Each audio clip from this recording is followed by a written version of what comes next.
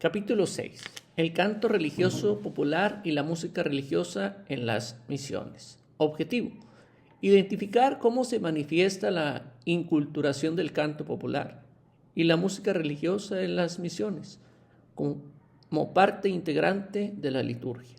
Nuestra motivación: ¿recuerdas algún canto popular? Su letra está basada en la Sagrada Escritura o en relación a lo que se celebra. ¿Qué instrumentos musicales se utilizan? ¿Cómo es la participación de las personas en el canto? Reflexionemos un momento. Introducción. Foméntese el canto religioso popular. Foméntese con empeño el canto religioso popular, de modo que en los ejercicios piadosos y sagrados y en las mismas acciones litúrgicas, de acuerdo con las normas y prescripciones de las rúbricas, resuenen las voces de los fieles. ¿Qué quiere decir esto? Pues que el canto o el coro no esté cantando solo, sino que hagan cantar también a la asamblea. Tradición musical propia. Como en ciertas religiones, principalmente en las misiones, hay pueblos con tradición musical propia que tiene importancia en su vida religiosa y social. Por ello debe de tenerse para esta música la debida estima y el lugar correspondiente, no solo al formar su sentido religioso, sino también al acomodar el culto a su idiosincrasia.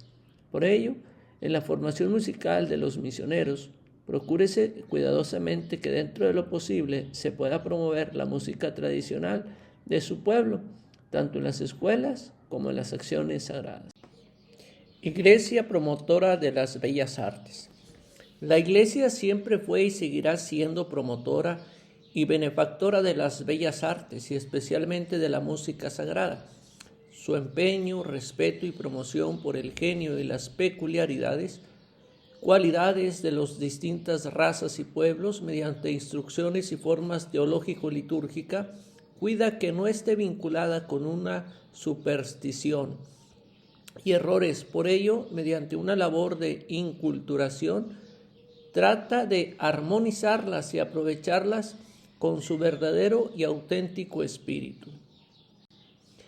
Función de la música en diversos oficios. La música sagrada, en lo que respecta a la renovación litúrgica, fue objeto de estudio en el Concilio Vaticano II. Aclaró las funciones que desempeñan en los diversos oficios, promulgando principios y leyes sobre la misma.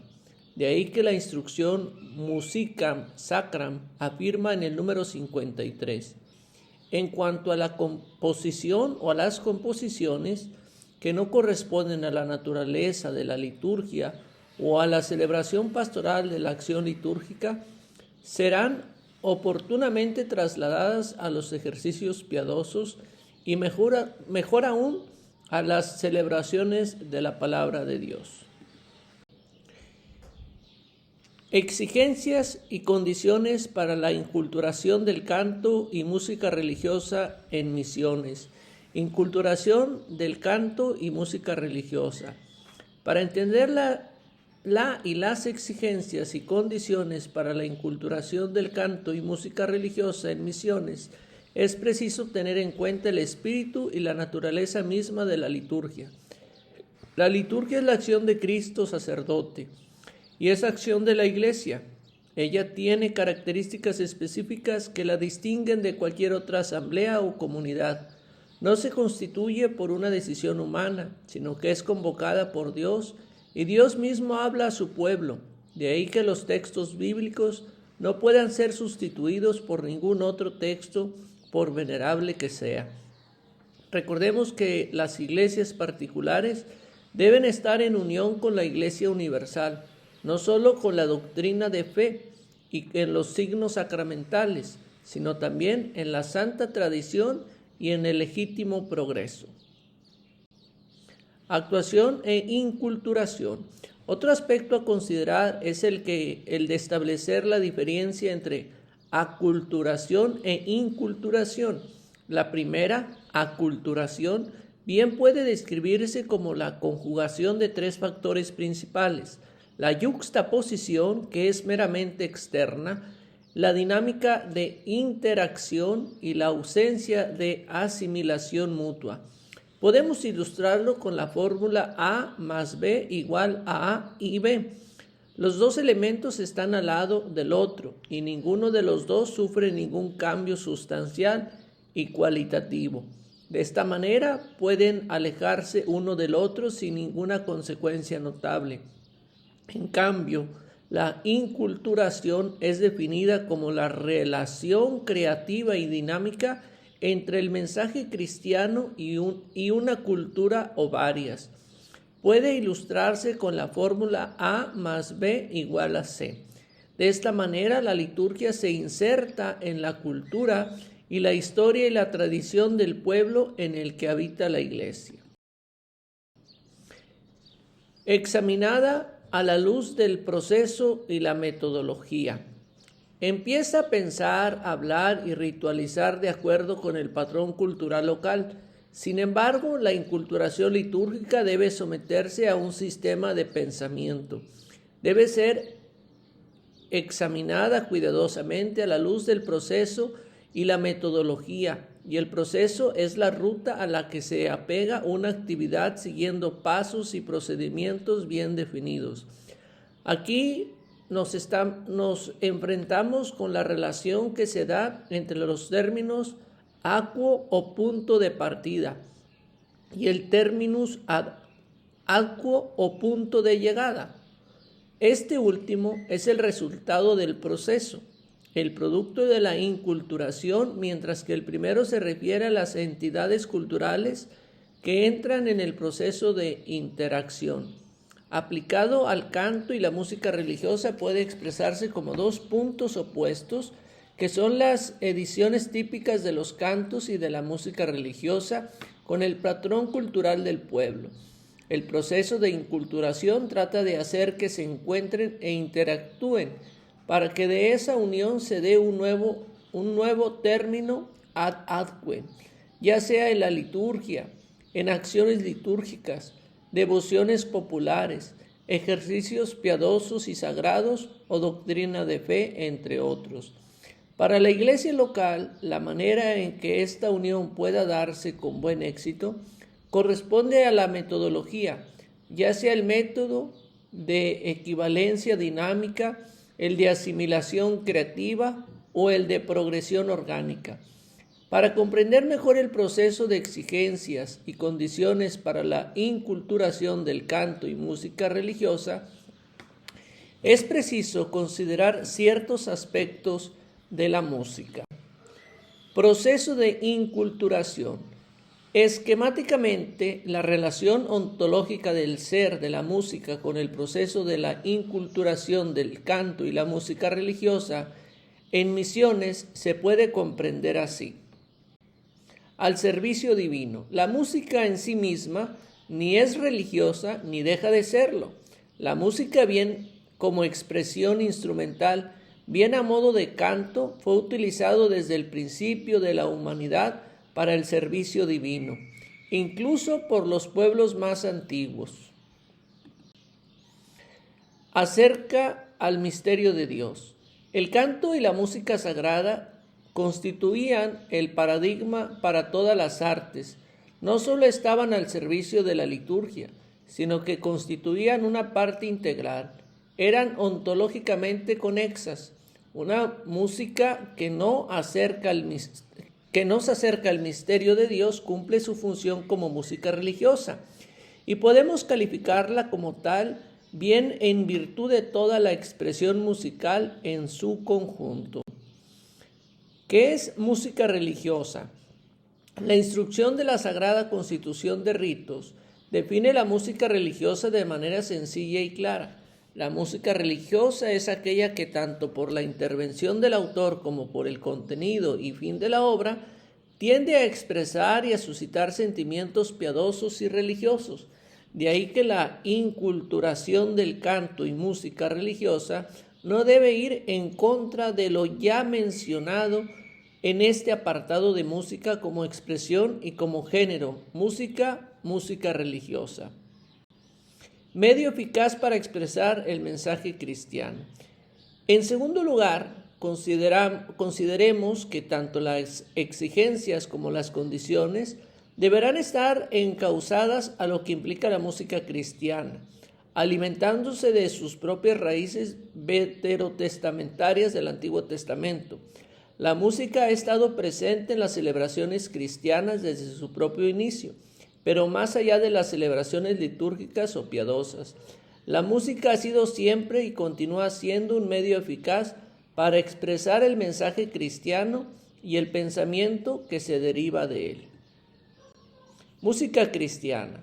La música ha permitido el testimonio de quienes desean expresar su fe en el mensaje de Jesús de Nazaret y ha propiciado los cantos inspirados que brotan espontáneamente de la vivencia religiosa e incluso mística o de algunos creyentes que constituyen parte del patrimonio que definimos como música cristiana, a lo que habrá de sumar el ingente repertorio de lo que conocemos como música litúrgica y el tesoro de la música sacra.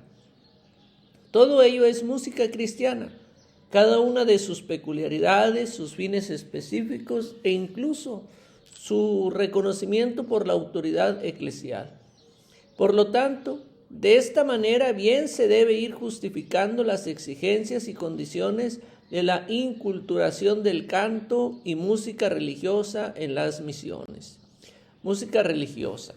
El tercer aspecto a considerar es lo relacionado a la música litúrgica, la cual se entiende como aquella que, compuesta sobre los textos litúrgicos, tiene como finalidad la participación en las celebraciones litúrgicas.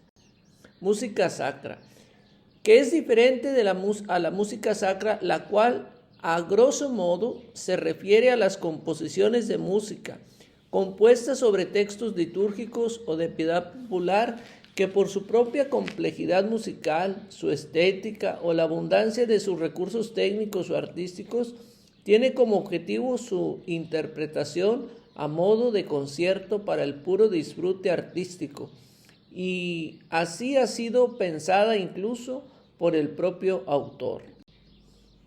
Benedicto XVI, y respecto a la música litúrgica, el Papa emérito Benedicto XVI expresa en el texto Arte y Liturgia lo siguiente: universalismo cultural. Tres fenómenos recientes ponen de manifiesto las dificultades con las que se debe enfrentar a la Iglesia en el campo de la música, a la música litúrgica. En primer lugar está el universalismo cultural, que la Iglesia ha de ser capaz de demostrar. La dificultad de esta en cómo ha de ser la inculturación en el campo de la música sacra, para que por una parte pueda garantizarse la identidad cristiana y por otra pueda desarrollarse su carácter universal. Música clásica, especialistas. Los otros dos fenómenos están ligados a la evolución de la música como tal. Inicialmente tiene su origen en Occidente, pero gracias a la globalización de la cultura afectan a toda la humanidad. El primero es la llamada música clásica, que salvo escasas excepciones, al que acceden únicamente los especialistas e incluso a ellos en ocasiones lo hacen con sentimientos y predisposiciones diversas. Música de las masas, culto a lo banal. Otra sería la música de las masas, que se ha desligado de este fenómeno y ha emprendido un camino diferente dentro de ella.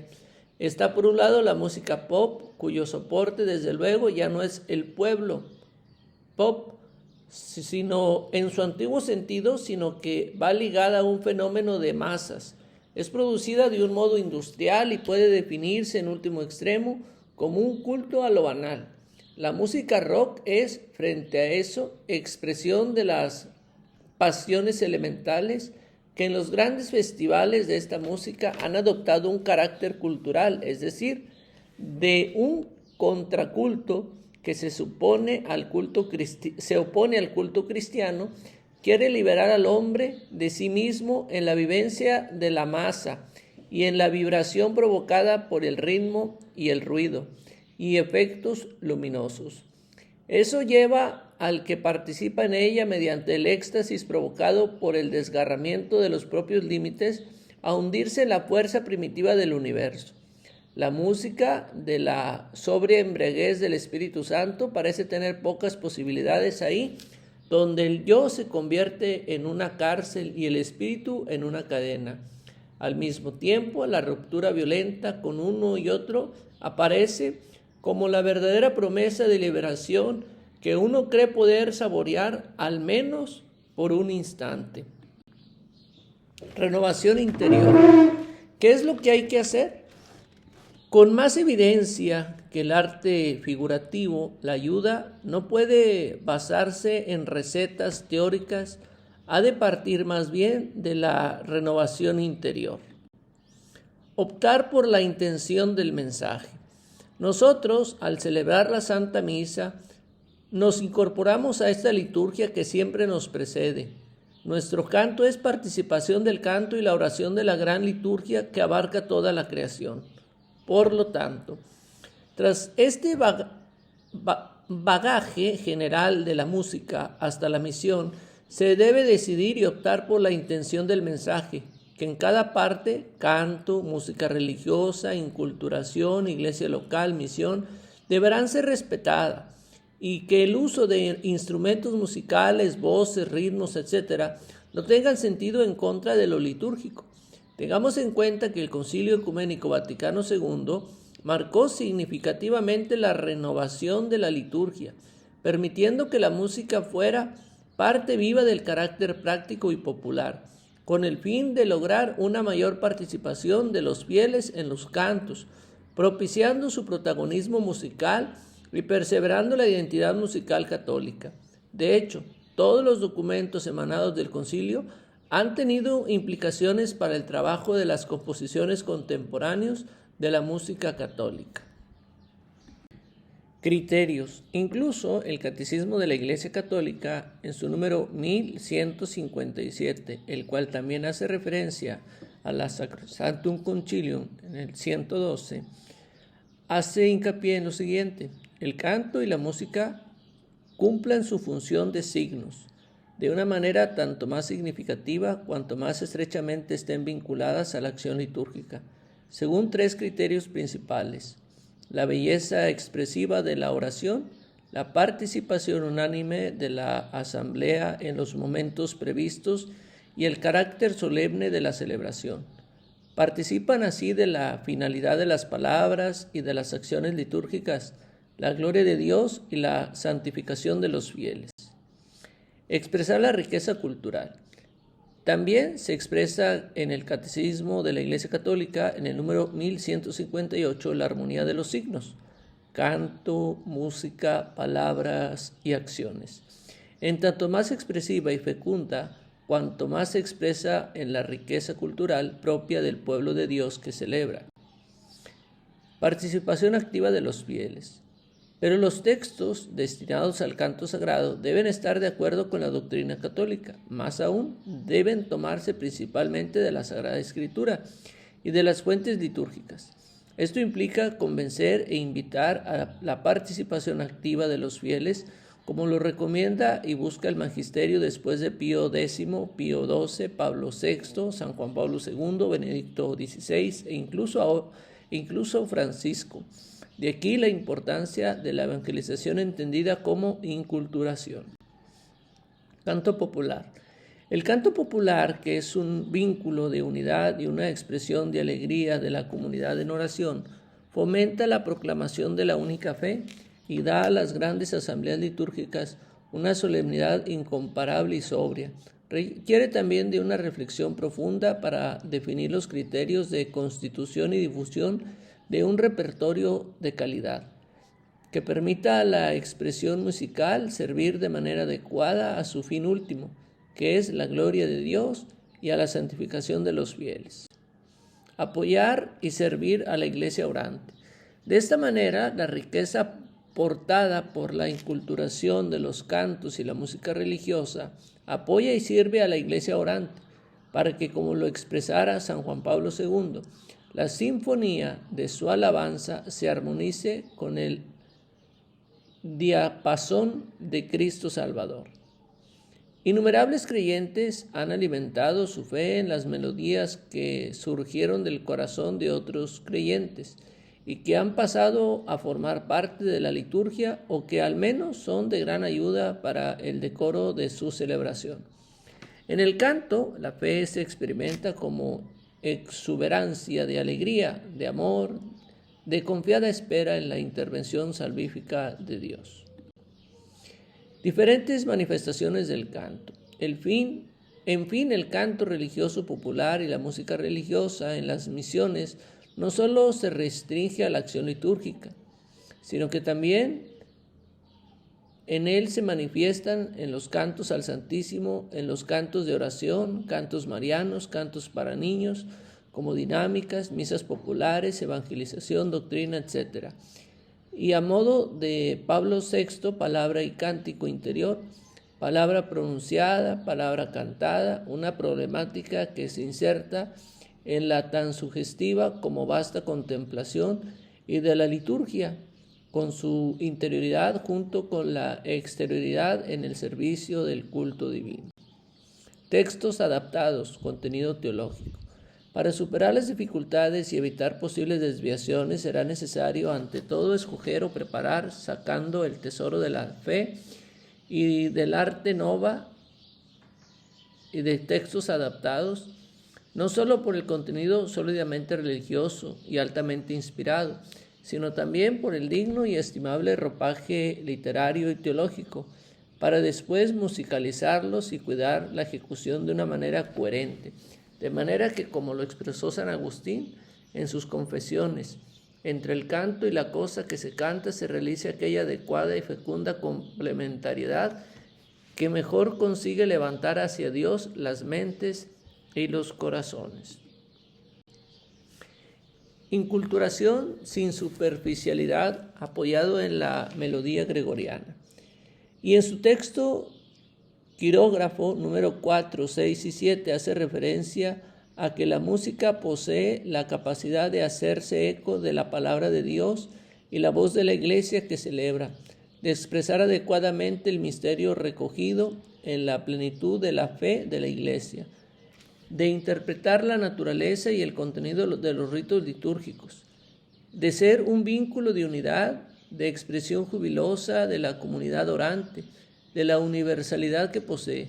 Conviene destacar que el canto y la música requeridos por la reforma litúrgica deben responder también a exigencias legítimas de adaptación e inculturación. Eco de la palabra de Dios, voz de la iglesia, expresa el misterio. Y ante todo esto, ¿qué decir de los instrumentos musicales usados en este proceso de inculturación de los cantos y la música religiosa en misiones?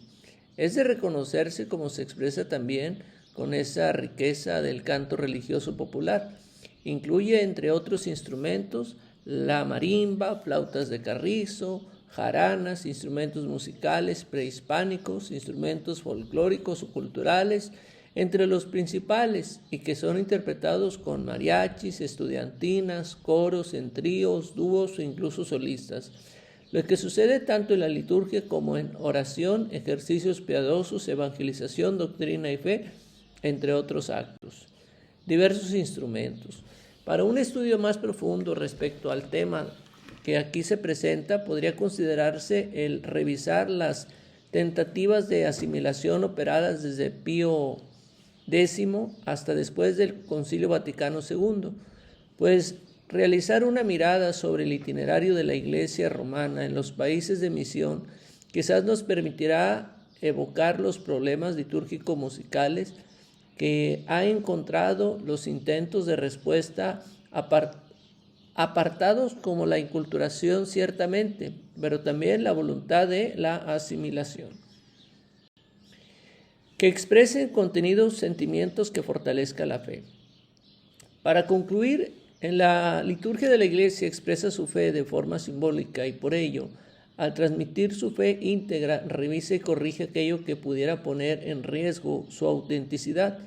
La tradición misionera de la Iglesia, en su intento por hacer llegar a todos los hombres su mensaje de salvación, ha asumido las diferentes lenguas y manifestaciones culturales de cada pueblo. Por lo tanto, en este proceso de inculturación, más que sincretismo o aculturación, la música y el canto no son un simple adorno en las celebraciones litúrgicas, sino un elemento basado cuya exigencia y condición es y será para vivir más y profundamente nuestra experiencia de Dios y nuestra experiencia como comunidad reunida.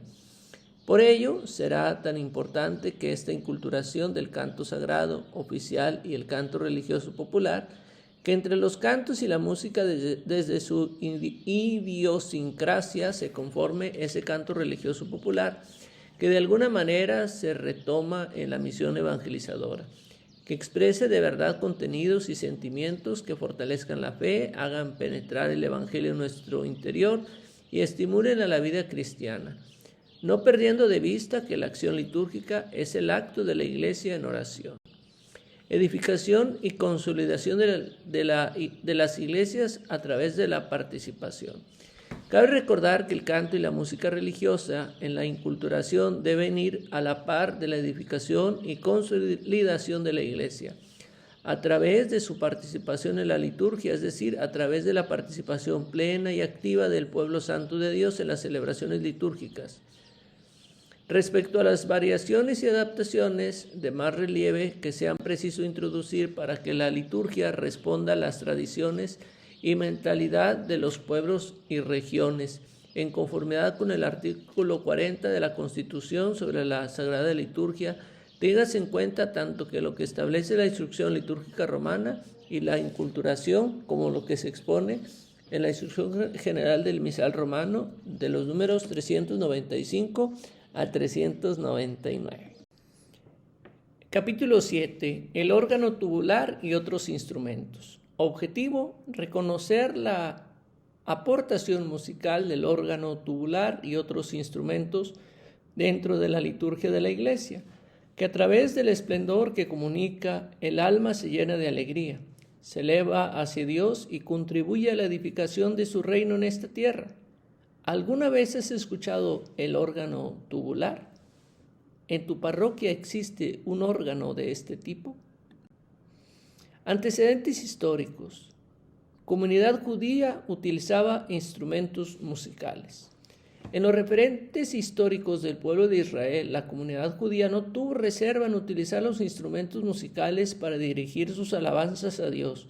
El Salmo 150, por ejemplo, hace alusión a la riqueza instrumental que ya poseían. Alábenlo con el toque de cuerno, alábenlo con el arpa y con la cítara, alábenlo con tambores y danzas, alábenlo con cuerdas y flautas, alábenlo con címbalos sonoros, alábenlo con címbalos y aclamaciones. Y en cuanto a los referentes bíblicos, hay quien incluso vislumbra en ellos la intrínseca concepción de que a mayor riqueza de instrumentos, más adecuada, eficaz y comprensible era dicha alabanza. Etapa de austeridad. Sin embargo, iniciados los primeros siglos de la cristiandad, cuando las celebraciones cristianas tuvieron lugar en la más íntima cristiandad, la dinámica fue totalmente distinta, por lo que esta etapa se caracterizó por la austeridad.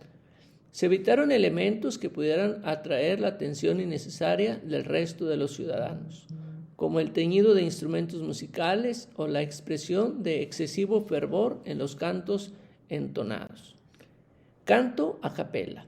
En cuanto a los padres de la Iglesia del siglo I al VIII después de Cristo, algunos de ellos se manifestaron en contra de la música instrumental, por estar estrechamente relacionados a lo profano, considerándola sinónimo de mundanidad y obscenidad. Por eso, partiendo de dichos criterios, la Iglesia primitiva configuró su canto litúrgico a capela. Edad Media. Permitió instrumentos. Sin embargo, durante la Edad Media, con la creación de la polifonía, se permitió la presencia contundente de los instrumentos musicales en las celebraciones religiosas, bien acompañado por los cantos o en la participación meramente instrumental. y que al parecer podía variar conforme a la naturaleza del canto o las costumbres. Ministril tocaba instrumento en la celebración. Unido a la presencia de los trovadores, apareció también la figura del ministril, refiriéndose a quien realizaba una labor musical dentro de las celebraciones religiosas, tañendo algún instrumento. A lo largo del siglo XVI, la contratación de ministreles es ya algo generalizado en las catedrales y se consideraba una labor honorable. Interpretaban música religiosa puramente instrumental, conjuntando sus instrumentos con el órgano o acompañando a los cantores en la iglesia, aunque también se les encontraba en otros lugares dando a cada auditorio el tipo de música que requería, por lo que jugaron un papel importante, no solo en la iglesia, sino en la vida social de las ciudades. Instrumentos que se fueron incluyendo. Dado el número y la variedad de instrumentos dentro del culto religioso, aunque todo dependía de gran medida de las posibilidades económicas de cada lugar, fundamentalmente se incluyeron instrumentos de viento, aerófonos de madera y de metal, flautas, chirimías, sacabuches, bajones y cornetas, cordófonos, pinzados, salterios, membráfonos, tamborino. Importante el órgano. Una manera de conocer los instrumentos musicales de la época proviene también del nombre de las propias melodías de origen popular. De ahí que se mencionen las siguientes obras: musa, conamusa, chitara, fistula, oboe, lira, organix, sinfonia, tuba, timpanum, lo que nos permite identificar al mismo tiempo el tipo de instrumento empleado. Pese a la diversidad de instrumentos, sin duda alguna, el más importante es el órgano, introducido y perfeccionado en Europa desde Bizancio. El órgano y su incorporación a la liturgia de la Iglesia. Origen. Su origen data del siglo III a.C., como fruto de la ciencia griega por Quetzibio de Alejandría, y llegó a Roma en el siglo I, carente del significado sacro que más tarde adquirió. Este primer modelo difería de los actuales en los que el aire es empujado hacia los tubos con un fuelle, e inicial tenía un mecanismo a base de presión de agua ubicada en una campana, por ello su nombre, hidráulos, asociado a la vida peregrina. En los primeros años de la Iglesia, el órgano no tuvo vinculación con el culto cristiano y estaba más asociado a la vida pagana romana. Se usaba en las fiestas, en el teatro y en los circos, incluso en las casas de gente rica. Elementos de ceremonial imperial. A partir de la caída del Imperio Romano Occidental en el año 476, el órgano quedó en el abandono. Sin embargo, continuó su vida en la parte oriental del imperio hasta convertirse en un elemento imprescindible en el estricto protocolo ceremonial imperial. Siglo VII. Se incluye el órgano en la iglesia. En la segunda mitad del siglo VII se incluye el órgano en la liturgia de la iglesia, y para el año 757 el silencio organístico occidental finalizó en virtud de una maniobra diplomática del emperador bizantino Constantino V, Comprominum, Imperio de Oriente, hacia Pimpino Breve, rey de los africanos, a quien mandó unos obsequios, incluyendo un órgano, razón por la cual se escuchó por primera vez este instrumento en Europa occidental cristiana. Año 900, instrumento propio. A partir del año 900, el órgano se va adaptando como instrumento propio de la Iglesia del rito latino, y a mediados del siglo X se constituye un órgano monumental en la iglesia de San Pedro de Winchester, por orden del obispo Eligio. Siglo XI, objeto litúrgico.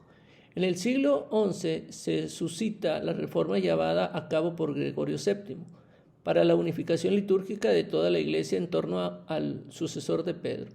El canto gregoriano representó la máxima expresión de la música cristiana, y el órgano se consideró como un objeto litúrgico, aunque muchos fragmentos musicales de polifonía clásica solo tenían de litúrgico el texto originario, mientras el soporte musical iba por otros caminos.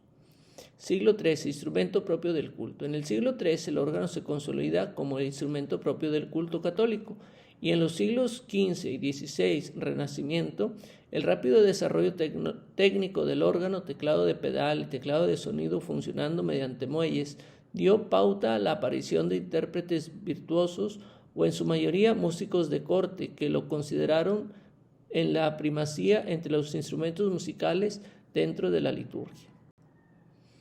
Función. De hecho, para muchos siglos la función del órgano en la acción litúrgica no fue la de acompañar el canto, sino dialogar con él, además de intervenir como solistas a través de una práctica musical conocida como alternatim, en la que el instrumento sustituye la voz del coro en las secciones polifónicas. En tales casos el órgano sonaba una breve pieza llamada verso o versillo, compuesta o improvisada de tal modo que encajase armónicamente con la melodía gregoriana cantada en ese momento. Uso alternado con el canto. Los detalles concretos varían según los lugares y tradiciones locales, aunque había aspectos comunes. Por ejemplo, el credo nunca se cantaba alternado con órgano, sino que su texto debía de ser proclamado íntegro y claro con el canto. Y en el caso de cantos comunes y bien conocidos como los del ordinario de la misa, el primer verso estaba a cargo del órgano. En la misa, por ejemplo, el órgano intervenía alternatim en los Kyries, el Gloria, Sanctus, Agnus Dei, y en cuanto a la liturgia de las horas se usaba sobre todo en el himno y el Magnificat de las vísperas. El repertorio conservado en España atestigua también un uso frecuente en los salmos. En el siglo XVI, exceso de uso de instrumentos. En el apogeo del siglo XVI, la ostentación y la pompa y el color se acentuaron, y fue tal innovación técnico-musical y el excesivo uso de instrumentos que acabaron por empeñar el espíritu del rito religioso, lo que promovió que más que ir a celebrar un acto litúrgico, la gente acudía a escuchar un concierto de música, situación que denunciaron varias voces que pedían que restituirle a la liturgia su espíritu religioso. Disposiciones de Trento. De 1545 a 1563 se celebró entonces el Concilio de Trento, que quiso dar respuesta a las fracturas internas de la Iglesia ante la Reforma protestante. Algunas de las disposiciones emanadas del Concilio de Trento musical fueron las siguientes: seguir utilizando el latín en sus celebraciones como signo de unidad cristiana, evitar la polifonía compleja para dar prioridad al mensaje cristiano, prohibir los cantos profanos en los templos. Motete y misa, compositores importantes. Los géneros más importantes de la música religiosa católica de esta época serán el motete y la misa, forma musical compleja resultado de la unión de dos de las piezas de la liturgia, en los que se evitará la complejidad polifónica. Los compositores representantes principales de la Iglesia católica de esta época son italianos: Giovanni Perlughi de Palestrina y Orlando di Lasso, que también realizó numerosos madrigales, y a los españoles Tomás, Luis de Victoria y Cristóbal Morales. Barroco, Bach. En cuanto a la estética musical de los siglos XVII, XVIII y XIX, el uso de instrumentos siguió paralelo al desarrollo de las grandes formas musicales religiosas que nacieron en el periodo barroco con su indiscutible genio, Johann Sebastian Bach, 1750, fecha de su fallecimiento, y cuyas formas musicales evolucionaron más tarde hacia la estética neoclásica del siglo XVIII. Neoclásica, Mozart y Beethoven. En dicho siglo se destacan tres grandes figuras: Haydn, Mozart y Beethoven, que trabajaron en Viena, la ciudad más importante dentro del contexto musical de aquella época, y que finalmente sus aportaciones derivan en el romántico del siglo XIX. Uso del órgano.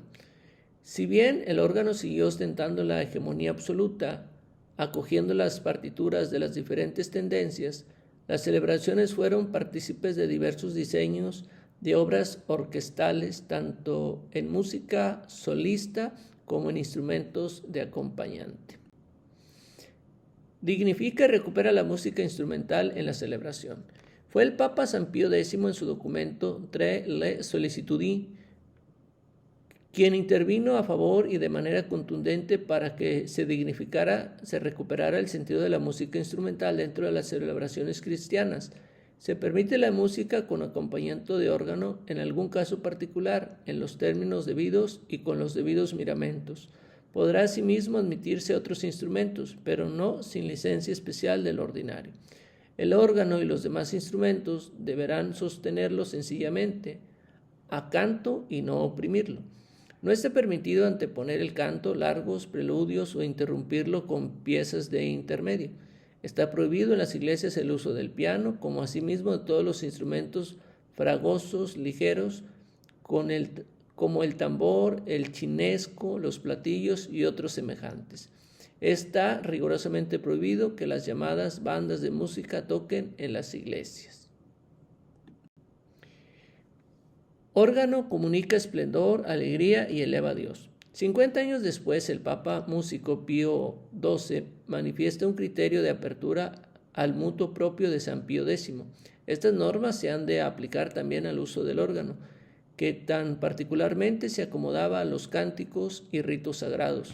Comunica un notable esplendor y un particular magnificencia a las ceremonias de la Iglesia. Conmueve la alma de los fieles con la grandiosidad y dulzura de sus sonidos.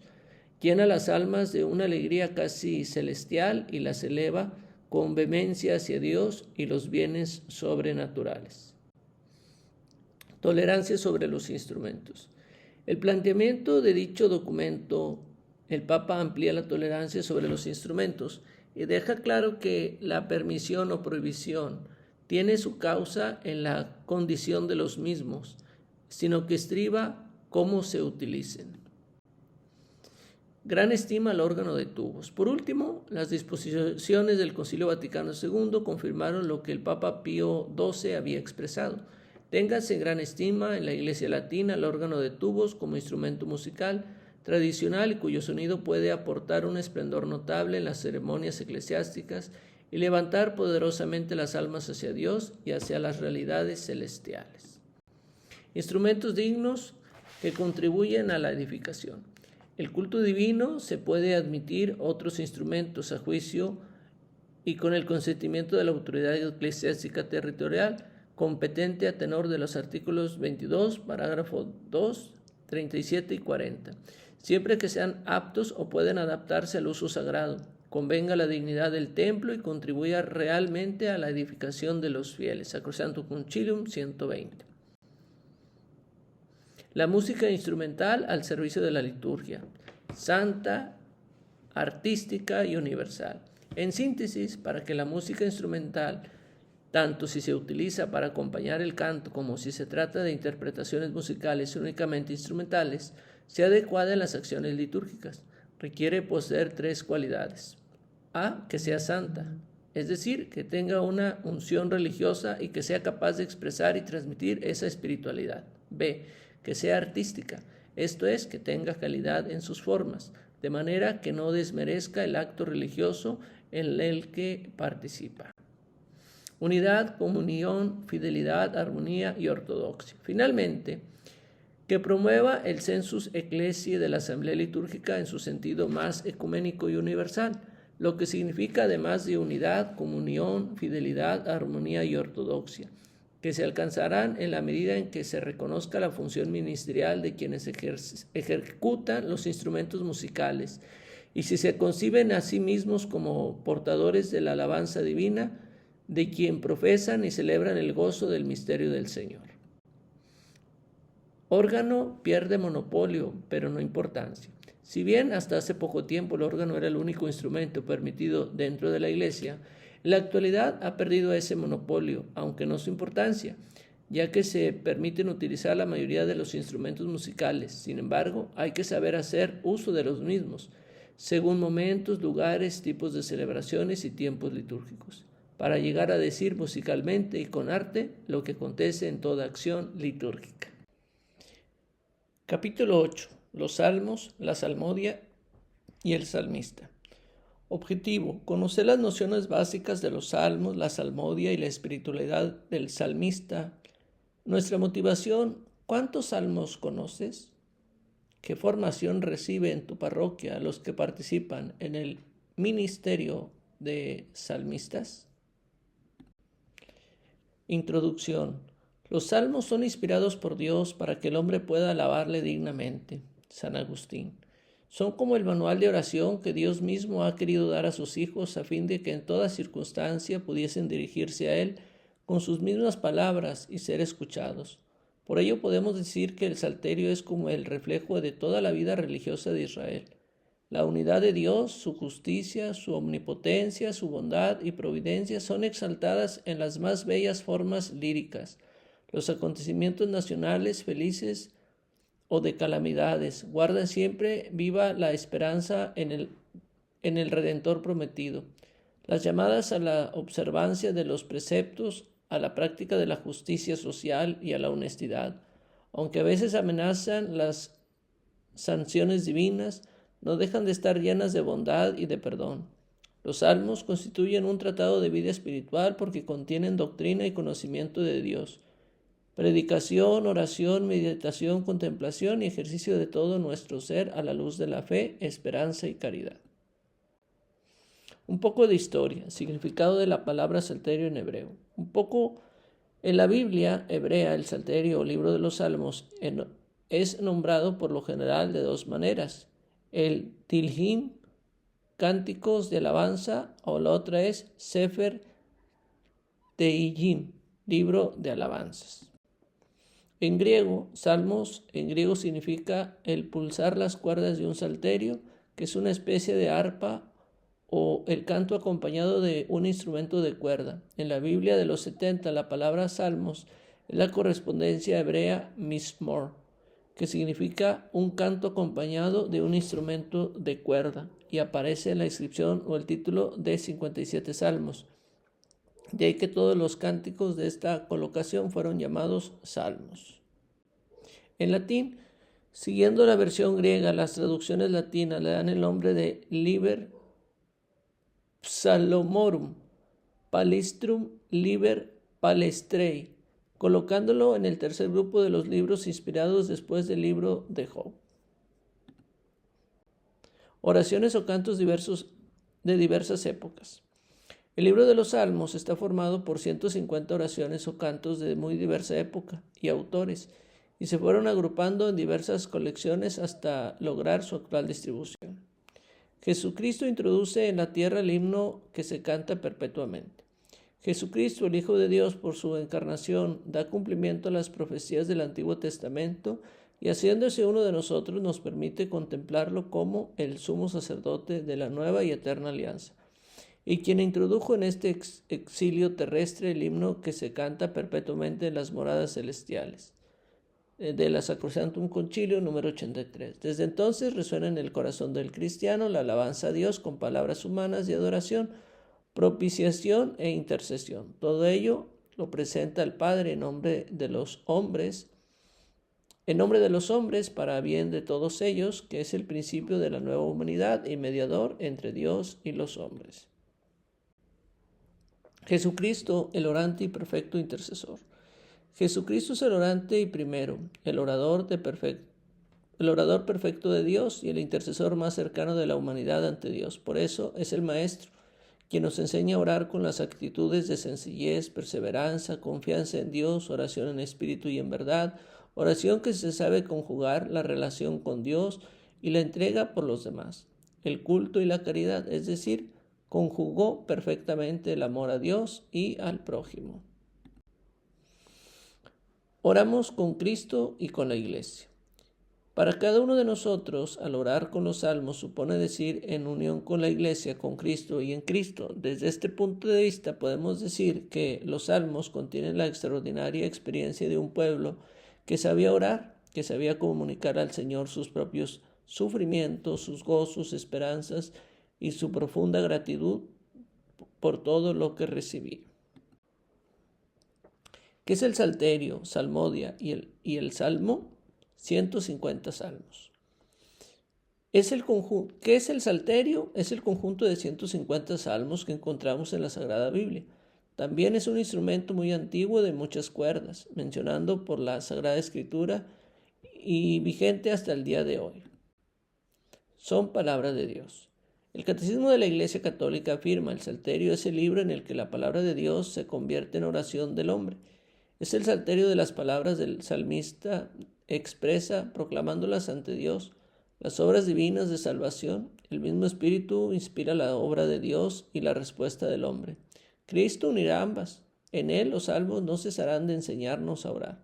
Por tanto, quien desea encontrar toda riqueza de actitudes que caracterizan al hombre de oración, no tiene más que abrirse este libro inspirado que contiene 150 salmos. Salmodiar es cantar. ¿Qué es la salmodia? Es la forma de distribuir y cantar o semitonar los salmos. La salmodia es de origen oriental. Podemos decir que es una técnica de canto específica para los salmos que desde la antigüedad se han practicado en la tradición judía de la sinagoga, y posteriormente los primeros cristianos empezaron a incluirla en la liturgia cristiana. Parte integrante de la liturgia de las horas. Para Pablo VI, en la Constitución Apostólica Laudis Canticum, dice: el cántico de alabanza que resuena eternamente en las moradas celestiales y que Jesucristo, sumo sacerdote, introdujo en este destierro y en este destierro, ha sido continuado fiel y constantemente por la Iglesia, con una maravillosa variedad de formas. El cántico de alabanza de las moradas celestiales es precisamente la salmodia contenida en el oficio divino o liturgia de las horas. En síntesis decimos que salmodiar es el arte de decir musicalmente un poema, cuyo mensaje se inspira en la fe y se expresa en y para la comunidad. ¿Qué es un salmo? Son palabras de Dios, revelada e inspirada por el Espíritu Santo. El término más apropiado para designar a los salmos es el de Tehillim o Mizmor en hebreo, que significa canto de alabanza o acompañamiento musical respectivamente, y que traducido al griego Pasmul significa poema religioso cantado y acompañado por un instrumento musical o cántico que ha de ser entonado al son del salterio.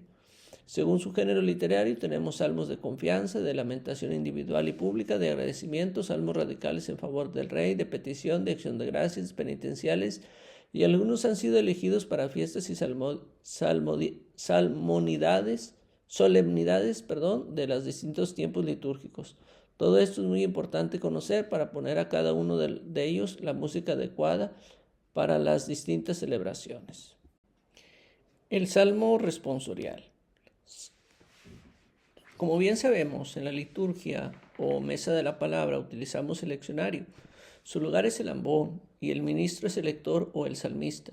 La instrucción general del misal romano de la tercera edición, número 61, nos dice: después de la primera lectura sigue el salmo responsorial, que es parte integrante de la liturgia de la palabra y tiene gran importancia litúrgica y pastoral, en cuanto que fomenta la meditación de la palabra de Dios. El salmo responsorial debe responder a cada una de las lecturas y por lo general se toma del leccionario. Salmista. Es preferible que el salmo responsorial se cante, por lo menos en lo que se refiere a la respuesta del pueblo. Por consiguiente, el salmista o cantor del salmo, desde el ambón o desde otro sitio oportuno, proclama los versos del salmo, mientras toda la asamblea escucha sentada, o mejor, participa con su respuesta, a no ser que el salmo se pronuncie todo el seguido, es decir, sin el versículo de respuesta. Para que el pueblo pueda más fácilmente intervenir en la respuesta salmódica, han sido seleccionados algunos textos de responsorios y salmos, según los diversos tiempos del año o las diversas categorías de santos. Estos textos podrán emplearse en vez del texto correspondiente a la lectura todas las veces que el salmo se canta. Si el salmo no puede ser cantado, debe de ser recitado de la manera que más favorezca la meditación de la del pueblo de Dios. Ministerio litúrgico. Añade la instrucción general del misal romano, en el 102, refiriéndose al salmista, dice: es propio del salmista proclamar el salmo u otro cántico bíblico que se encuentre entre las lecturas. Para cumplir rectamente con su ministerio es necesario que el salmista posea el arte de salmodiar y tenga dotes para la recta dicción y clara pronunciación. Canto de alabanza a Dios. Podemos afirmar que el salmista es uno de los ministerios más ricos, pues en la acción litúrgica, donde Cristo se hace presente como cabeza de su cuerpo, mediador entre Dios y los hombres, con y en nosotros canta las alabanzas a nuestro Padre Dios. Sentimientos que inspiran los salmos. San Ambrosio de Milán, hablando de los salmos, dice: ¿qué cosa hay más agradable que los salmos? Los salmos son bendición del pueblo, alabanza de Dios, elogio de los fieles, aplauso de todos, lenguaje universal, voz de la iglesia, profesión armoniosa de nuestra fe, expresión de nuestra entrega total, gozo de nuestra libertad y clamor de nuestra alegría desbordante. Ellos calman nuestra ira, ahuyentan nuestras preocupaciones, nos consuelan en nuestras tristezas. De noche son un arma, de día una enseñanza, en el peligro son nuestra defensa, en las festividades nuestras alegrías. Ellos expresan la tranquilidad de nuestro espíritu, son prenda de paz y concordia. Con los salmos celebramos el nacimiento del día y con los salmos responde al ocaso. Parte integrante de la liturgia de la palabra. Los salmos responsoriales tienen sus características propias, más aún cuando entran en la celebración eucarística. Por eso la ordenación de las lecturas de la misa, el número 19 dice: el salmo responsorial, llamado también gradual, por ser parte integrante de la liturgia de la palabra, tiene una gran importancia litúrgica y pastoral. Por ello, los fieles han de ser instruidos con insistencia sobre el modo de percibir la palabra de Dios que nos hablan en los salmos y sobre el modo de convertir estos salmos en oración de la iglesia. Dios habla y el hombre responde. Concluimos diciendo que en la liturgia el destinatario es el pueblo de Dios, reunido y congregado por el Espíritu Santo, y que mediante la escucha de la palabra se manifiesta como la iglesia en oración y sacramento de salvación para todos los hombres. Actualmente tenemos 980 salmos responsoriales distribuidos a lo largo del año litúrgico. Es un triple ciclo dominical y un doble ciclo ferial. Tiene una estructura y un perfil bien definidos y debe ser objeto de estudio. La figura del salmista, su espiritualidad y formación, ejerce un ministerio litúrgico. El salmista era una figura entrañable en la comunidad primitiva, pues por medio de él el salmo principal de la misa tomó forma y el pueblo sencillo encontró en él al pedagogo de la plegaria y de la participación en el diálogo con Dios en la celebración. Por eso la instrucción general del misal romano en el 102 dice, con toda razón, que el salmista ejerce un verdadero ministerio litúrgico. Variedad de nombres de cómo se le conoce. Difícil y delicado es este ministerio del salmista, pues tanto en la liturgia de la sinagoga judía como en la liturgia cristiana, el salmista era un verdadero personaje. Se le llamaba el que salmodia, el salmista, el cantor, el preceptor, el pronunciador del salmo, el modulador de los salmos, etc.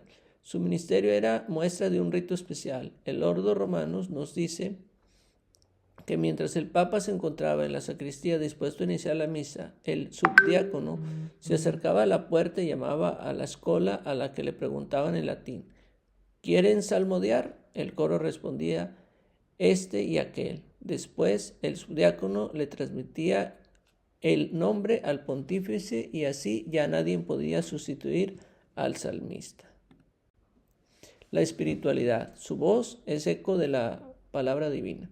Desde el momento en que se dibujó con claridad la figura del salmista, los santos padres la recuerdan que se debe a la Asamblea Santa y a los misterios que ésta celebra. Así San Agustín recomienda: cantad en secreto de nuestros corazones y consideren el peligro que representa nuestro talento material. Que a través de nuestra voz se escuche el eco de la palabra divina. El salmista era portador de una carga preciosa, el mensaje del verbo. Esta es la imagen que da del salmista una inscripción griega del siglo III en Bitinia, al hacer el elogio a un joven difunto. Formaba a todos los fieles en el canto de los salmos sagrados. Servicio a la comunidad. Las palabras que dijo Casiano en el siglo IV en el Concilio de Cartago son válidas para los que hoy desempeñan este ministerio litúrgico del salmista.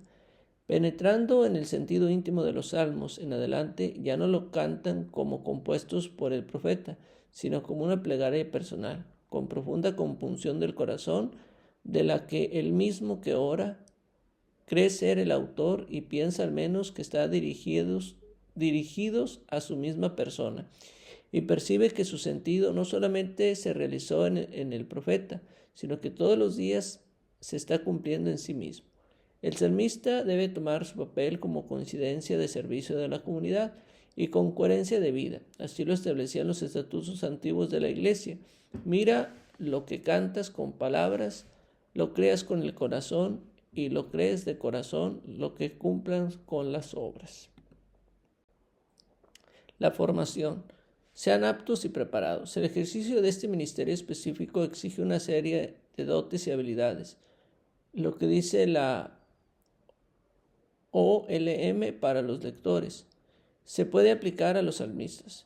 Subraya que sean de veras aptos y estén cuidadosamente preparados. Luego señala: esta preparación debe de ser en primer lugar espiritual, pero también es necesaria la preparación técnica. La preparación espiritual supone por lo menos una doble instrucción bíblica y litúrgica. Con carismas para realizar este ministerio. El salmista debe ser una persona idónea, debe contar con todas las cualidades necesarias para desarrollar su ministerio. Ante todo, debe tener el don físico de una voz agradable. Además de la voz, la capacidad, la actitud, la inclinación para poder cantar todo tipo de música y desde ese lugar especial que es el ambón. En una palabra, debe tener carisma. Cada carisma es el don del Espíritu y cada don recibido de lo alto pide la colaboración del hombre que lo hace producir frutos. El salmista, hombre o mujer consciente de su don, trabaja, busca, estudia, es decir, alcanza la excelencia de su quehacer. La preparación técnica. Se educa y perfecciona. Todo ministerio tiene su fundamento en el carisma. Sin embargo, el ejercicio del carisma exige competencia, es decir, la correcta preparación técnica. Esta es la base de toda expresión artística auténtica. Nada puede expresarse de verdad sin técnica. En cualquier arte, la técnica adquiere una relevancia primordial debido a la importancia de la idea inspiradora. La cualidad natural se educa y se perfecciona. No es suficiente con tener una hermosa voz si no se tiene la capacidad de usarla, o aún peor, si se usa mal. Además, es oportuno que el salmista desarrolle como una maestría especial en sí mismo en el conocimiento del canto solista, ya sea a viva voz, a capela o con la ayuda de instrumentos de amplificación moderados como el micrófono o el teclado. Es importante que el salmista se diferencie en el buen sentido y en consecuencia resalte por su talento con el propósito de agradar a Dios más que a la gente. Su voz no debe ser áspera, ronca o disonante, sino entonada, dulce, cristalina, aguda, sonora y de melodía adecuada al lugar y sobre todo al texto sagrado. No debe declamar como en el teatro, sino que a través de su canto debe dar muestra de sencillez cristiana que incluye en la asamblea la llave de la reflexión. Antes de cantar, los salmistas antiguos e incluso los que salmodiaban por elección del Papa ahuyentaban y se alimentaban de legumbres para su voz.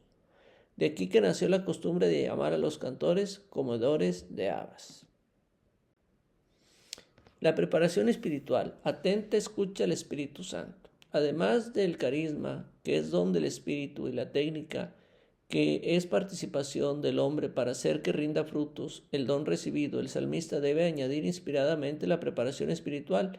El término espiritual no equivale a algo sacro en general, sino más bien define la experiencia especial del Espíritu que todos los bautizados tienen, el don de la vida divina.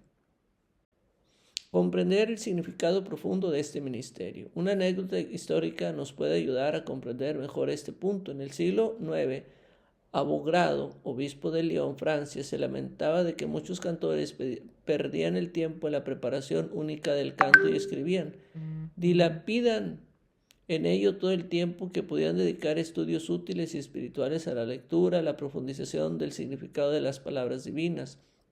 Sin lugar a duda, les es bastante nocivo, ignorantes de la fe, poco interesados en las Sagradas Escrituras, carentes de todo conocimiento divino. Consideran que para ellos es suficiente con cantar. Además, aprenden la forma de la melodía y si llegan a sobresalir de entre los cantores, se vanaglorían con toda pompa y total autosuficiencia. Preparación bíblica. Es necesaria pues la preparación bíblica en el espacio del libro de los Salmos para poderlos interpretar. La instrucción litúrgica debe proporcionar al salmista cierta percepción del sentido y de la estructura de la liturgia eucarística. Estos dos estudios harán cantar al salmista lleno del Espíritu Santo. El testimonio de fe. Además, el salmista debe dar testimonio de su propia fe. En el año 398, el Concilio de Toledo lo confirió al cantor salmista el título de confesor, es decir, aquel que profesa su propia fe, y que el sacramentario gelasiano se lee al salmista, es decir, al cantor se le puede confiar la misión de cantar sin ratificación del obispo, con la simple orden del sacerdote que dice: cuida de creer profundamente lo que tu boca canta y de poner en hechos de tu vida lo que crees en el corazón.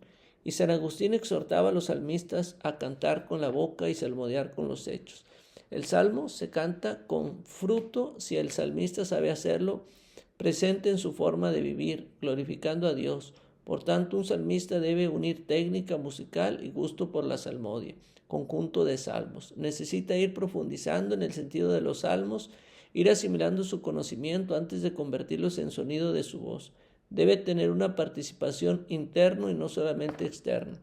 Se puede decir que es toda una espiritualidad la que hay en la base de buenas salmistas. Es una persona fascinada por los salmos, su riqueza, dotada de voz y de arte musical que ejerce con gusto, que expresan así su propia fe, asumiendo las varias actitudes que le sugieren los salmos. Todo esto lo pone humildemente al servicio de la comunidad, contribuyendo así a que sus hermanos vayan celebrando con más calidad la palabra de Dios. Praxis, estructura de los salmos y las formas o modos de ejecutarlos. Antes de cantar un salmo, se recomienda leer pausadamente, evitar equivocaciones en las palabras y maltratar el texto sagrado, analizar su contenido para dividirlo correctamente y aplicarle la música adecuada. Una vez hechos esto, pasamos a los modos gregorianos o a las formas salmódicas de los diferentes autores. Todo modo gregoriano o fórmula salmódica tiene en su estructura los siguientes elementos. 1. Entonación, al principio solamente. 2. Tenor o recitativo, se indica así. Flexa, cuando el verso es largo necesita un descanso y se indica con un más. Cadencia media, se indica con un asterisco. Cadencia final, y cuando modos gregorianos y formularios salmódicas hay, los modos gregorianos que conocemos de la tradición de la Iglesia son 8, con sus variantes. El más conocido y cantado por todas partes son los salmistas del octavo modo gregoriano. En cambio, hay tantas fórmulas salmódicas como melodías pueden existir. No todas tienen las cualidades de ser cantadas por la melodía, que no es sencilla, y por la falta de estudio. Conviene ir poco a poco conociendo y practicando al menos el quinto y el sexto modo gregorianos, tanto en la liturgia de las horas como en los salmos responsoriales. Por todo esto se necesita de un taller especial que nuestros cantores nos han de ofrecer. Capítulo 9. Los cantos en el ordinario de la misa. Objetivo: reconocer la importancia de cualificar el misterio del director y de los integrantes del coro para que motiven a la asamblea a una participación activa, plena, consciente del misterio que se celebra. Motivación: en la celebración dominical que asistes, ¿hay un coro? ¿Quiénes los dirigen? ¿Cómo motiva a la comunidad a que participe cantando? La aportación pastoral del magisterio de la Iglesia como regulación eclesiástica, importancia y valor de los cantos. Para asumir la importancia y valor de los cantos y la música en el ordinario de la misa, considerando lo expresado con relación al contenido y al sentido, fines, utilización, papel, las normas y sugerencias de los cantos y la música dedicada al culto en diferentes textos de la Iglesia. Música contribuye en la celebración. Comencemos con la instrucción general del misal romano. Procurar que los presbíteros, los diáconos y los fieles laicos comprendan siempre cabalmente el auténtico significado de los ritos y de los textos litúrgicos, y así sean llevados a una activa y fructuosa celebración de la Eucaristía.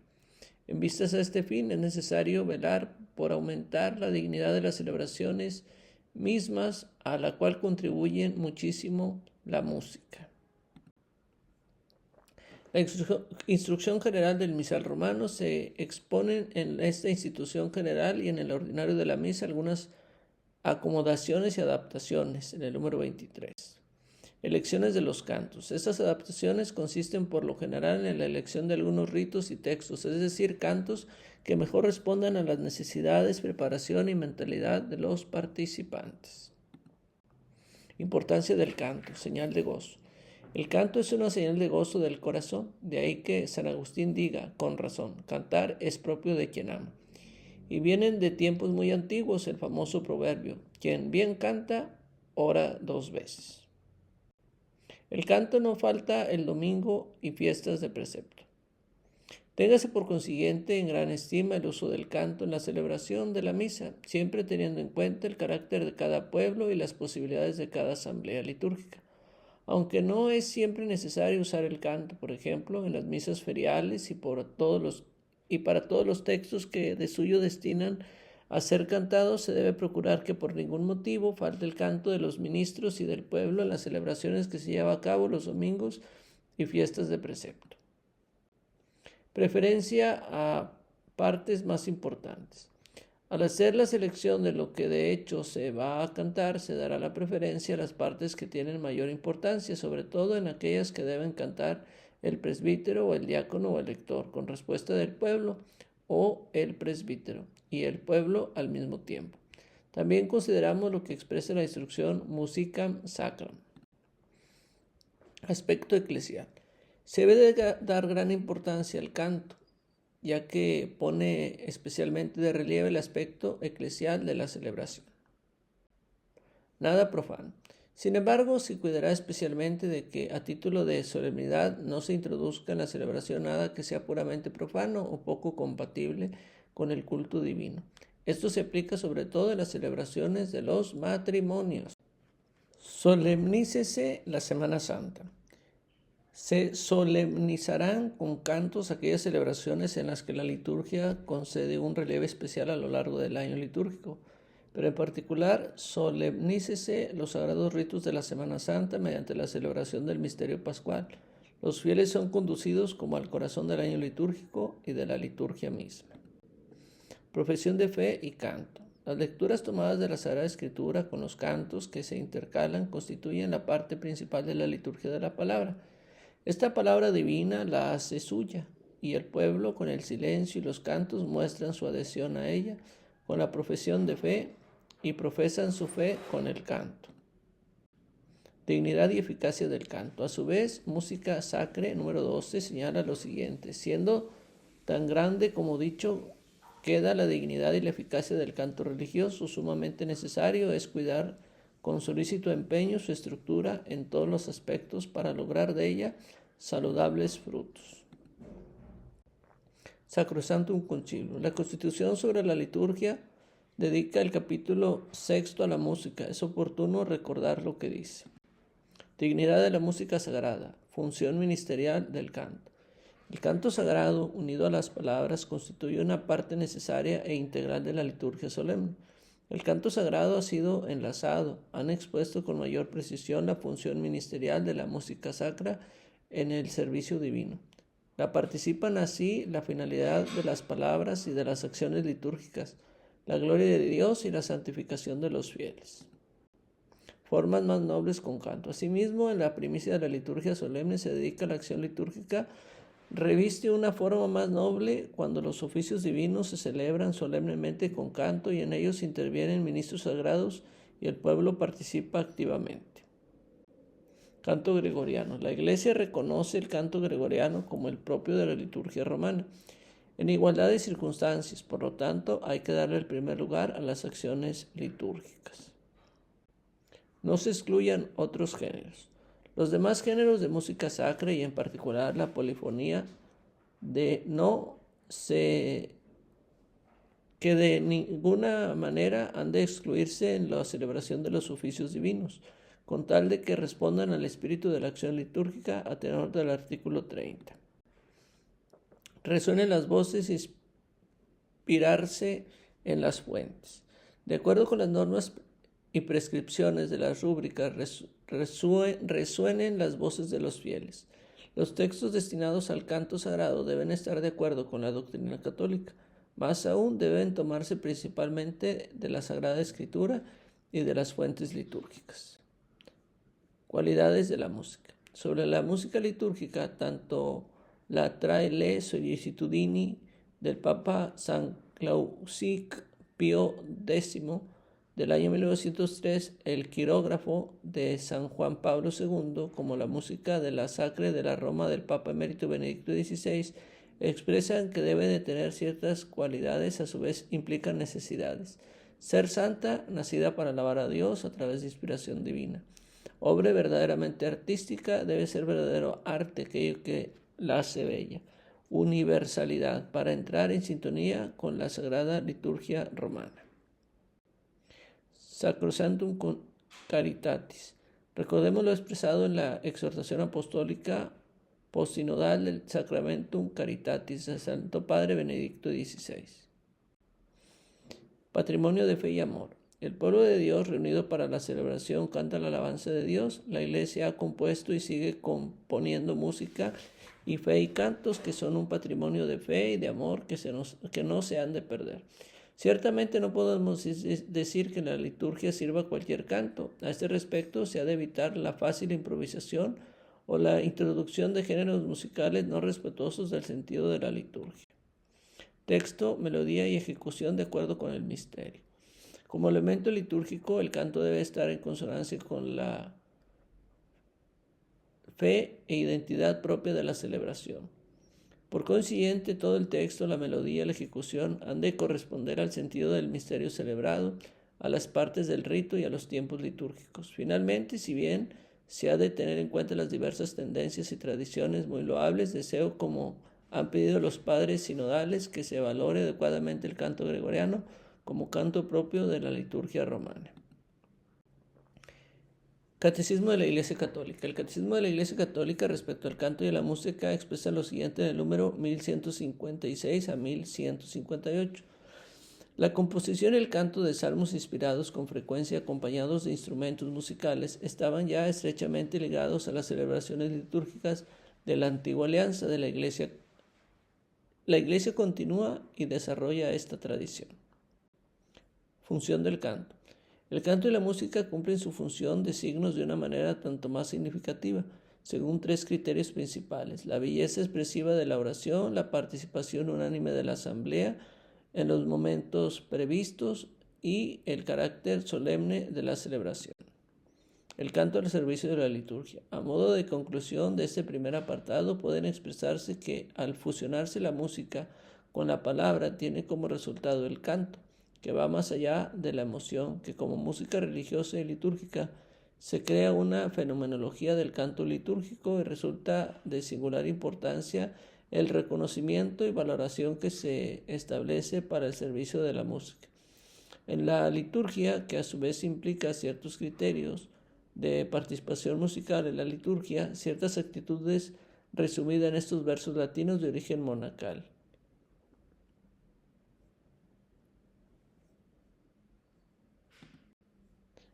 El canto y la música refuerzan la participación.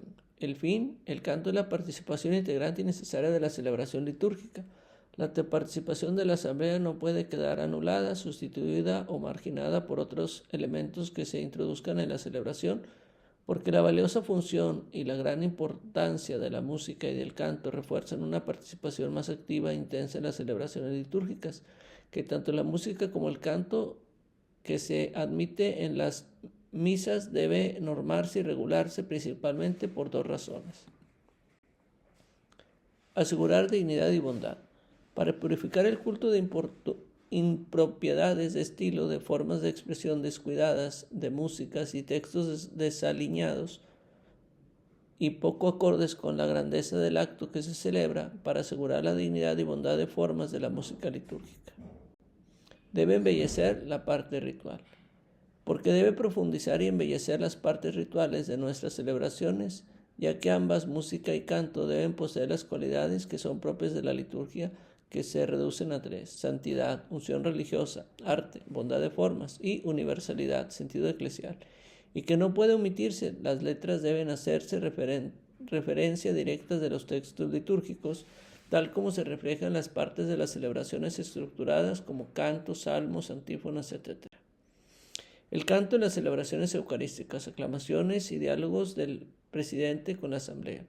Según la instrucción musical, Musicam Sacram número 7, el primer grado de participación en la liturgia consiste fundamentalmente en las aclamaciones y diálogos del presidente con la asamblea. El primer animador de la asamblea es aquel que la preside, cantando las partes que le son propias en diálogo con la asamblea. Resulta extraña y empobrecedora una celebración solemne en la que hay abundancia de cantos de toda la asamblea, pero en la que el presidente no canta nada, así como nos lo recuerda. En la elección de las partes que se deben cantar, se comenzará por aquellas que por naturaleza son de mayor importancia. En primer lugar, por aquellas que deben de cantar el presbítero o los ministros con respuesta del pueblo, o el presbítero junto con el pueblo. Diferentes santos en la celebración. Hay ciertas partes del ordinario de la misa que piden especialmente el canto, ya sea por su propia importancia, por su sentido hímnico o aclamatorio. Cada canto debe corresponder al momento celebrativo. Canto de apertura, el canto de entrada. El término oficial que designa el principio de la misa es apertura y no entrada, el cual no es un empleado sino para el canto. Finalidad. Su finalidad, abrir la celebración, fomenta la unión interna y externa de quien se ha reunido, elevar sus pensamientos a la contemplación del misterio del tiempo litúrgico o de la fiesta y acompañar la procesión del presbítero y de los ministros. Canto conocido por todos. Abra la celebración, es decir, iniciamos la celebración, fomenta la unión de los fieles, contribuye a crear el sentido de comunidad y responder al llamado de Dios a fin de celebrar la Pascua de Cristo. Por lo tanto, debe ser un canto conocido por todos y si no, debe ser aprendido al principio de la misa. Eleva nuestros pensamientos a la contemplación del misterio que celebramos, que el canto tenga relación con el tiempo litúrgico, la fiesta que se celebra, a la vez que acompaña la procesión de los ministros. Concluye cuando el ministro llega a la sede. Texto cercano al espíritu de la celebración. Para llevar a cabo esta misión hay que tomar en cuenta lo siguiente. Se debe escoger del repertorio local el canto cuyo texto sea el más cercano al espíritu de la celebración del día, y no porque es bonito, hace llorar a la gente le gusta, la gente lo canta, ya es de costumbre. Un padre nos lo enseñó. Domingo, fiesta pascual. No hay que exigirle que anuncie el evangelio del día, ya que cada domingo es ante todo una fiesta pascual. Aprenderlo. Sacar suficientes copias del esquema que se va a utilizar y que el mismo sea para un mes, permitiendo a las personas que lo aprendan. Ensayo.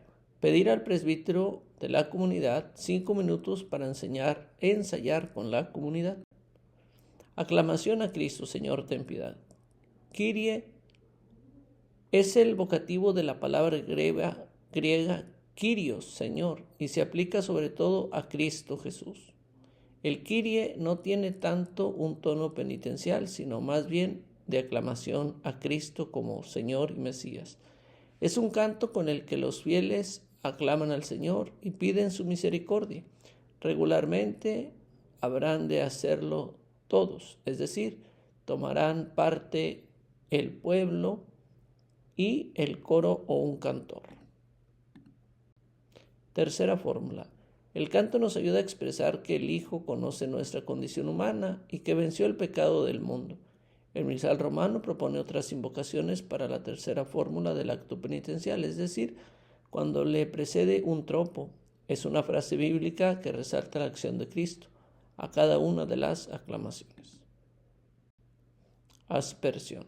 El tiempo pascual se sugiere, en lugar del acto penitencial, hacer la bendición y aspersión del agua en memoria del bautismo. Himno con el que se glorifica a Dios, el Gloria. Es un antiquísimo y venerable himno en el que la Iglesia congregada en el Espíritu Santo glorifica a Dios Padre, al Cordero y se presenta a sus súplicas. El texto de este himno no puede cambiarse por otro. Es iniciado por el presbítero, por un cantor o por el coro, y lo cantan o todos juntos o con el pueblo alternado, con el coro únicamente o únicamente el coro. Se canta o se recitan los domingos, fuera del tiempo de Adviento y de Cuaresma, las solemnidades y fiestas y en algunas peculiares celebraciones más solemnes. Mantener la letra del misal. Es una hermosa doxología o alabanza a Dios, fruto de inspiración poética de las comunidades cristianas primitivas. Debe mantenerse la letra en que viene el misal. Existen formas de cantarlo sin mutilarlo ni alterarlo, y vale la pena adoptarlas o componer nuevas.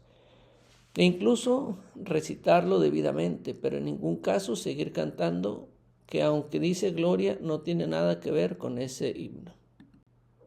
Respuesta de la asamblea, el salmo responsorial.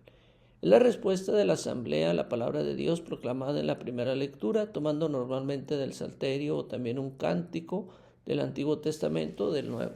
Su mismo nombre de salmo pide que ordinariamente sea cantado, al menos el responsorio. El salmo responsorial, llamado también gradual, porque antiguamente se proclamaba desde las gradas, es parte integrante de la liturgia de la palabra y tiene una gran importancia litúrgica y pastoral. Está muy ligado a cada una de las lecturas. Es por eso que su celebración depende de la elección de las lecturas. Desde el ambón o desde otro sitio oportuno proclama el cantor o el salmista los versos del salmo. La asamblea escucha sentada o participa con la respuesta. El nombre no oficial que se le ha dado de canto de meditación ha equivocado los criterios. La función del salmista es distinta de la del lector. No se debe cambiar el salmo por cualquier canto religioso, sería empobrecer la liturgia de la palabra. Sugerencia: puede cantarlo todo o solo el estribillo del lector o el cantor. O la asamblea puede repetir el estribillo después del salmista y al terminar la última estrofa. Distintas maneras de proclamarlo. También el coro puede entonar el estribillo y el salmista proclamar todo el salmo de corrido, haciendo las respectivas pausas marcadas por el texto. O el organista puede acompañar con música de fondo con volumen moderado. El salmista que proclama el salmo se puede que toda la asamblea salmodio recite todo el salmo en el momento indicado. En dicho caso se repartirán fotocopias del mismo. Lo puede cantar o salmodiar 2 personas alternativamente. En la sana creatividad se recuerda que hay que darle un realce al salmo, ya que es una respuesta que nosotros estamos dando a la palabra de Dios antes de proclamarla. La asamblea saluda al Señor. La aclamación a Cristo antes del Evangelio. Esta aclamación constituye por sí mismo un rito, un acto en el cual la asamblea de los fieles recibe y saluda al Señor que les va a hablar en el Evangelio y profesa su fe con el canto. Es cantado por todos los presentes de pie. Carácter festivo o jubiloso. Como canto de aclamación ha de ser de estructura musical simple, de carácter festivo y jubiloso, eco de Pascua. Toda la asamblea aclama con entusiasmo. Recordamos que se trata de una aclamación festiva, como un versículo evangélico y no de un canto con estrofas que termina en un aleluya. En ocasiones es muy conveniente repetir la aclamación al terminar la lectura evangélica, con el único fin de dar mayor realce al evangelio. Espacio contemplativo simbólico, presentar los dones. La preparación de la mesa del altar con la presentación de los dones es un espacio menos verbal, especialmente contemplativo y simbólico. El canto y la música hacen su aporte para este momento de la siguiente manera. Acompaña a esta procesión de los dones y se alarga por lo menos hasta que los dones han sido depositados sobre el altar o hasta después de que ha sido incensada la asamblea. Ofrecemos el esfuerzo. Lo importante no es olvidar que junto con el pan y el vino, que se convertirán en el cuerpo y la sangre del Señor, ofrecemos el esfuerzo realizado en la jornada o semana que culmina, quedando así unida nuestra vida a la oblación del Hijo por amor. Aclamación jubilosa, santo. El prefacio culmina y desemboca en la aclamación jubilosa, unánime y solemne del santo, que debe de ser cantado, con la que toda la asamblea, uniéndose a las potestades celestiales, cantan el santo. No debe de ser cambiado por otro canto religioso, debe conservarse la letra que aparece en el misal. Respuesta de la asamblea, la aclamación eucarística. La respuesta de la asamblea a la monición del presbítero cuando dice: Este es el sacramento de nuestra fe. Esta aclamación se canta o se recita por todos. Amén solemne, la doxología. Por Cristo, con él y en él, la pronuncia solo el presbítero. La asamblea se une con el amén, que puede ser cantado, aunque el presbítero no hubiera cantado la doxología. El canto durante el saludo de paz no es litúrgico. Es mejor no darle cabida.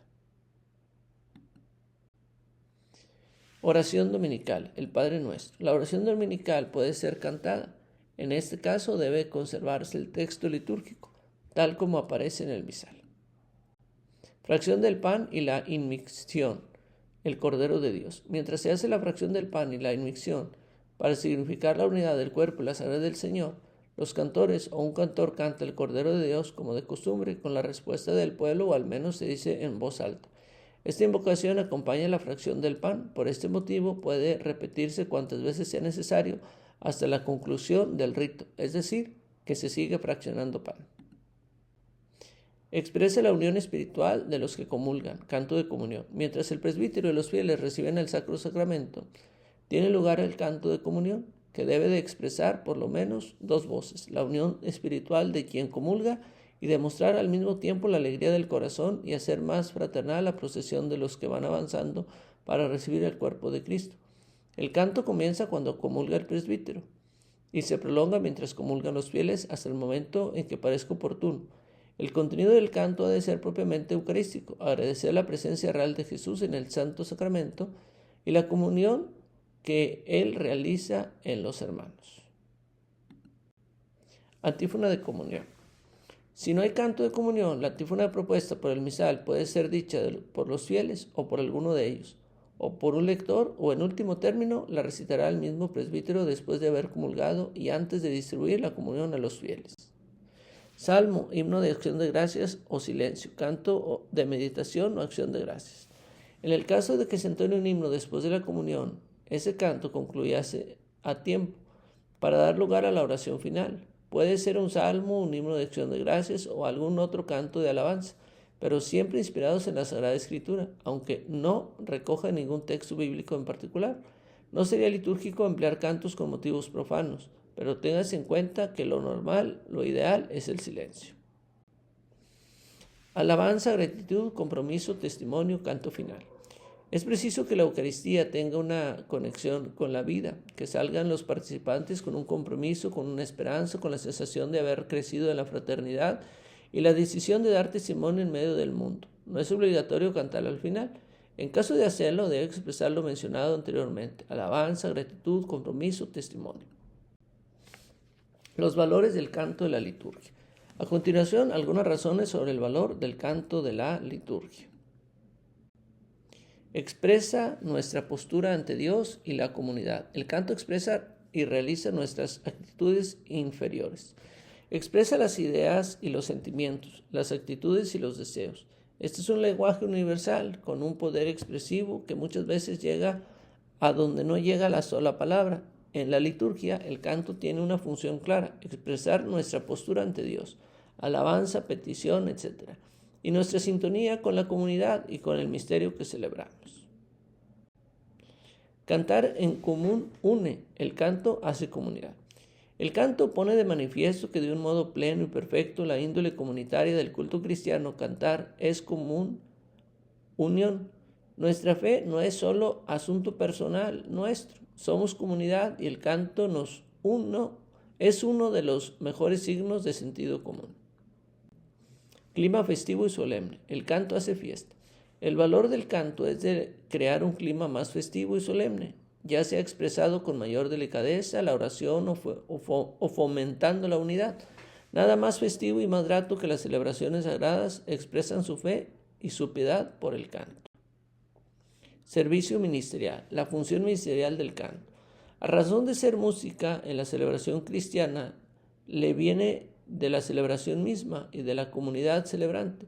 La música y el canto tienen dos puntos de referencia: el ritmo litúrgico y la comunidad celebrante. El canto sirve ministerialmente al rito y celebrado por la comunidad. Servicio eficaz, el canto sacramento. Dentro de la celebración, el canto y la música se convierten en un signo eficaz. Es un sacramento de acontecimiento interior. Dios habla y la comunidad responde con fe y con actitudes de alabanza. Se encuentra en comunión inferior. El canto es un verdadero sacramento que los realiza y los hace acontecimiento, que no solo expresa los sentimientos íntimos, sino que los realiza y los hace acontecimiento.